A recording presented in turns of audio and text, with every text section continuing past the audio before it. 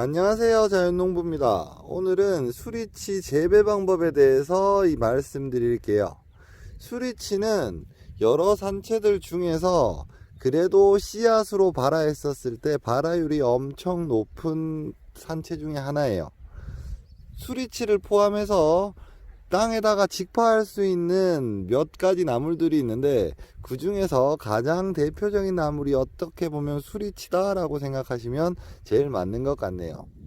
수리치도 처음 배구산 산나물 참사리 농장에서 재배를 할 때는 포트 작업이란 걸 따로 했었어요.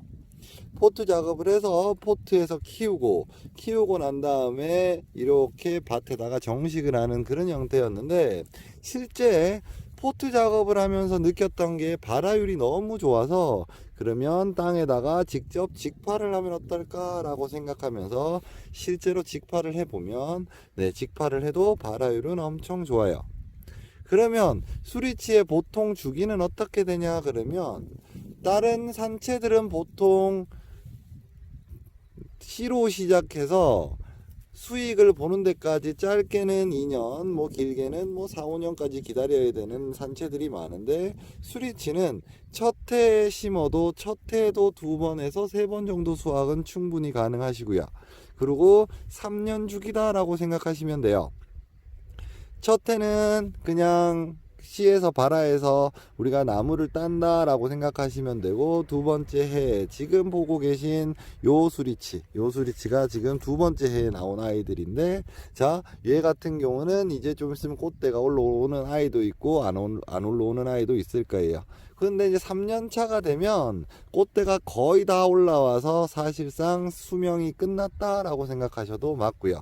그때부터 살아남아 있는 아이들도 있는데, 그걸 갖고는 수확량이 너무 떨어져서 실제로는 지는 끝이 난다 라고 생각하시는 게 가장 정확할 거고요.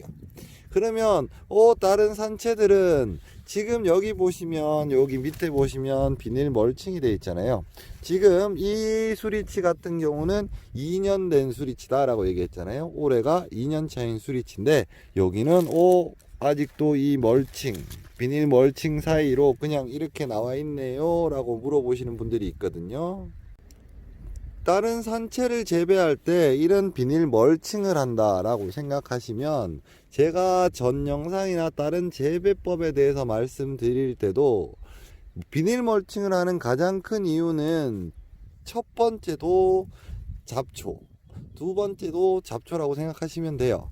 그런데 이제 거기에 부수적으로 수분을 좀 안에서 가지고 있을 수 있어서 라고 생각하시면 되는데, 수리치는 조금 다른 면이 있어요.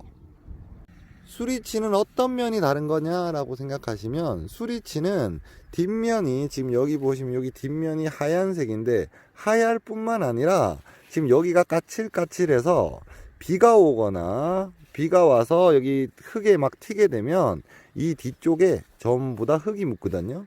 흙이 묻고 나면 떡을 만드는 치다 보니까 상품성이 엄청 떨어져요. 다른 나물들은 우리가 어리고 연한 나물을 좋아한다 라고 얘기를 하는데, 수리치는 지금 이렇게 어릴 때 가지고 가면 별로 안 좋아하는 나물이고요. 그래서 잎이 지금 보이는 잎의 최소한 한 2배 정도 크면 그거를 수확을 하고요. 그렇다 보니까 잎이 커지면 커질수록 뒤쪽에 있는 뒷면에 흙이 튈 확률이 높아지다 보니까 이 비닐 멀칭이라는 거를 아마 이 밭이 끝나는 내년까지 계속 가지고 있을 거예요. 수리치를 재배하다가 가장 큰 곤욕이 뭐냐 그러면, 이 비닐 멀칭이라는 것이 1년을 하고 다음에 걷거나 하면 그래도 지금 여기 있는 비닐들이 쭉 잘 벗겨지는데, 이런 식으로 3년을 가지고 있으면 이 비닐 벗기는 것도 곤욕이라서 그거는 조금 힘든 일일 수도 있어요. 그래서 수리치가 이 비닐 멀칭을 하는 이유가, 처음에 잡초를 잡는 효과도 있고 여기 안에 수분을 조금 갖고 있는 효과도 있지만, 가장 큰 목적은, 다른 산채들과 다르게 가장 큰 목적은 지금 보이는 이 수리치 뒷면에 흙이 튀지 않아서 상품성을 위해서 그렇다라고 생각하시는 게 가장 맞아요. 그러면 수리치 수확은 어느 정도 되냐? 수리치는 지금 이렇게 보시면 잎이 이렇게 보이는데, 지금 우리가 일반적으로 수확하시는 방법은 여기를 이렇게 따시는 거거든요. 이렇게 끊으시면 돼요. 그런데 원래 바로 떡을 한다라고 생각한다 그러면 이거를 훑는다라고 얘기를 해서 여기를 이렇게 잡고 여기 있는 줄기 부분을 잡고 이렇게 쭉 훑어야 되는 거예요. 이렇게 쭉 이렇게 훑어내면 잎만 가지고 가야 되는데, 그렇게 따게 되면 또 상품성이 떨어지는 게 여기 훑어진 부분. 그러면 여기가 훑어질 건데 이 훑어진 부분이 까맣게 변해요. 그래서 떡을 만들 때 색깔이 조금 안 좋다라고 얘기해서 보통은 어떻게 수확을 하냐 그러면 여기 있는 끝부분 줄기가 최대한 좀 작게 해서 잘라서 보통 나가서 떡집으로 출하가 되고요. 그러면 얘를 떡을 만들 때는 어떻게 만드냐, 먼저 다른 떡을 만드는 거와 똑같이 삶고 난 다음에 찹쌀하고 섞어서 떡을 만드는 형태다라고 생각하시면 돼요.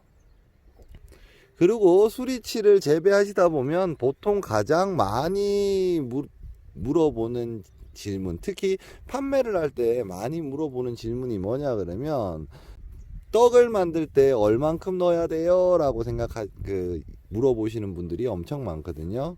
그러면 떡은 수리치 보통 한 간에 한 말, 그러니까 4kg에 한 마리라고 얘기를 하는데, 강원도 분들은 보통 6kg, 관반이라고 말씀드리는데, 관반에 한 마리라고 보시면 보통 맞는 그 비율이다라고 생각하시면 돼요.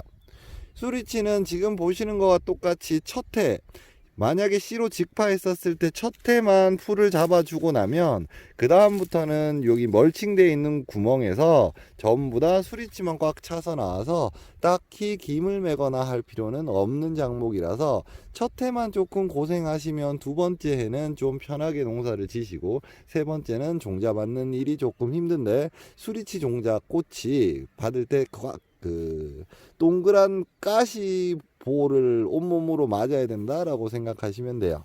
만약에 수리치 종자가 올라올 때쯤 되면 그때 다시 영상을 한번 보여드릴게요. 아직 전 국민한테 알려져 있는 쑥떡처럼 완전 알려져 있지는 않지만, 그래도 요즘에는 쑥떡만큼이나 인지도가 많이 높아지고 있는 수리치, 떡치를 재배하는 방법에 대해서 잠깐 말씀드렸습니다. 수리치를 키우는 방법이 생각보다 엄청 쉬우니까요. 처음 해보시는 분들도 충분히 도전해 볼 만한 작목이라는 거 잊지 마시고요. 한번 해보시면 또 재밌는 나물이기도 하답니다. 구독, 좋아요 부탁드립니다.